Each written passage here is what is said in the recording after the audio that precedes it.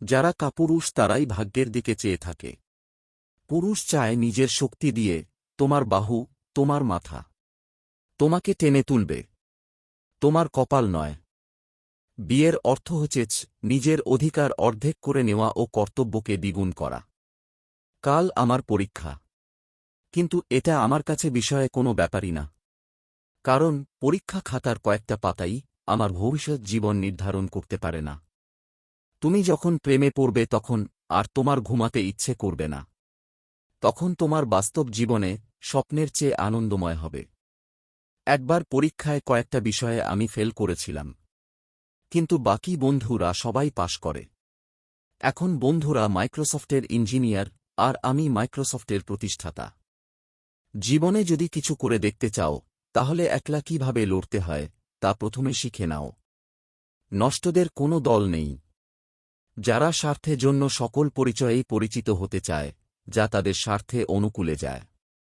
বিশ্বাস করতে হলে এমন কাউকে বিশ্বাস করো, যার মধ্যে নীতি আছে, যার মুখের কথা ও যার হাতের কাজ এক। অসৎ লোক কাউকে সৎ মনে করে না, সকলকে নিজের মতো ভাবে। প্রতিদিন আমাদের এমনভাবে কাটানো উচিত যেন আজ আমাদের জীবনের শেষ দিন। ভাগ্য বলে কিছুই নাই, যা আছে তা হল কর্মের ফল, যেটা প্রত্যেকের চেষ্টা বা কর্মের উপর ভিত্তি করে গড়ে ওঠে।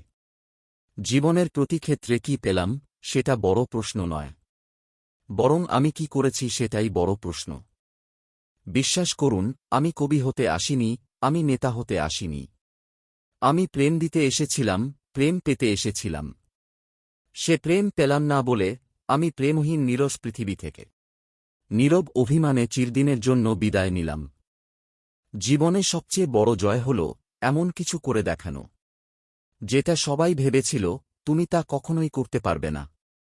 অনেক কিছু ফিরে আসে বা ফিরিয়ে আনা যায়, কিন্তু সময়কে ফিরিয়ে আনা যায় না। নিয়তি তোমাকে যা দান করে, তার মধ্যে সবচেয়ে উত্তম দান হল তোমার স্ত্রী। কেউ তোমাকে মূল্য দিক আর না দিক, তুমি সৎ কাজ করে যাও।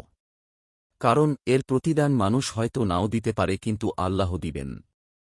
অসহায়কে অবজ্ঞা করা উচিত নয়, কারণ মানুষ মাত্রই জীবনের কোনো সময় না কোনো সময় অসহায়তার শিকার হতে হয়।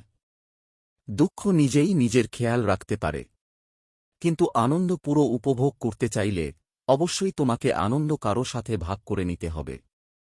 সেই মায়ের সাথে উচ্চ স্বরে কথা বলো না, যে মা তোমাকে কথা বলতে শিখিয়েছে। একজন মানুষ অন্য একজন মানুষের নামে তোমার কাছে কিছু বললে তাতে কান দিও না।